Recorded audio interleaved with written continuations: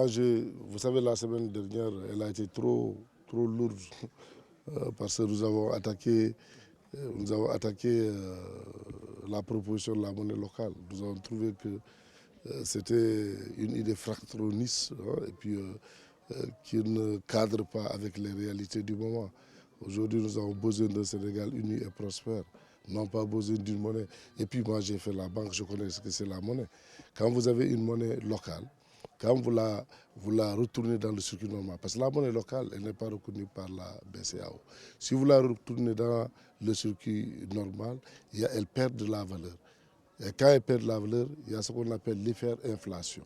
C'est-à-dire la monnaie locale, si elle coûtait aujourd'hui 25 francs, on ne peut pas la monnaie directement à la BCEAO. Il faut la retourner dans le circuit normal.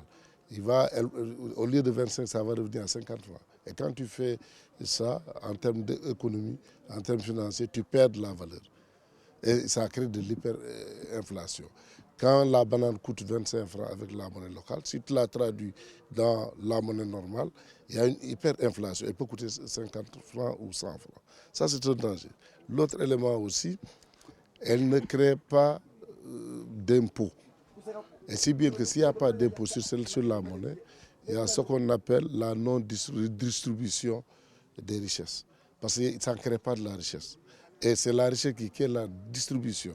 C'est-à-dire quand on dit on paie l'impôt pour que l'impôt donne de l'argent, une plus-value, avec la monnaie locale, vous ne pouvez pas l'avoir.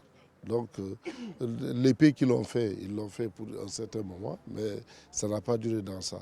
Et puis, la compétence de la collectivité territoriale. La collectivité territoriale n'a pas pour mission de créer une monnaie. Ce n'est pas possible.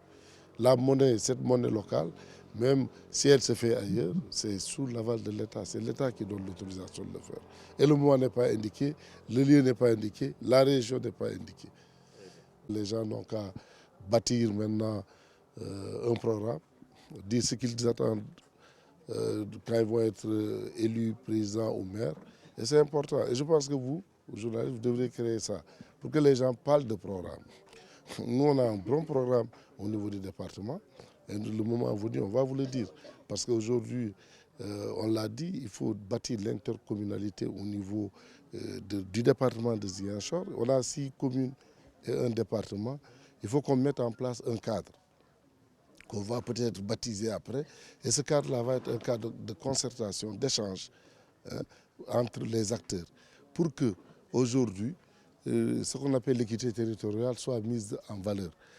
Si Ziguinchor se développe et que le reste des collectivités territoriales ne se développe pas, ça crée un déséquilibre. Vous aurez toutes les populations des autres collectivités locales qui vont venir greffer Ziguinchor, parce que c'est Ziguinchor qui a toutes les infrastructures, c'est Ziguinchor qui a la santé, c'est Ziguinchor qui a les grandes écoles, etc. Or, dans l'équité, dans les corrections d'équité territoriale, il faut équilibrer pour retenir les populations dans leur localité. Si bien qu'aujourd'hui, nous pensons par exemple à un SAMU départemental, c'est-à-dire le SAMU départemental, la case de santé de Blom, le centre de santé de Ziguinchor, l'hôpital régional de Ziguinchor doivent être connectés pour que s'il y a un malade qui est dans une case de santé, que ce malade-là puisse être porté. Parce que le conseil départemental gère les hôpitaux, les communes comme Ziguinchor gèrent les centres et les cases de santé et les postes de santé. Donc, s'il y a une connexion avec un SAMU municipal, on ne bâtira pas une différence entre les côtés territoriaux.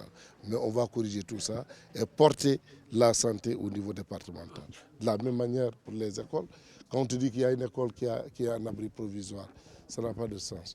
On ne va pas bâtir les écoles de Ziguinchor et laisser les autres écoles en abri provisoire. Donc c'est ça l'intercommunalité. Et dans le foncier aussi, aujourd'hui nous avons l'agropole qui va être là, qui va employer 14 500 emplois directs, 35 000 emplois indirects. Il faut maintenant, comme Ziguinchor a connu un boom démographique avec plus de 300 000 habitants. Il n'y a plus d'espace à Ziguinchor. Dans l'intercommunalité, on trouvera des terres et on va les gérer correctement, la gestion rationnelle du foncier pour que, à côté de l'agropole, que d'autres industries soient installées, construites, pour qu'il y ait un boom économique, un boom social au niveau des Ziguinchor. Voilà donc quelques idées du programme que nous allons bâtir au niveau du département et ce programme sera porté par les populations à la base et exécuté au niveau du département sous l'appui et la directive de l'État du Sénégal et du président de la République, son Excellence Macky Sall.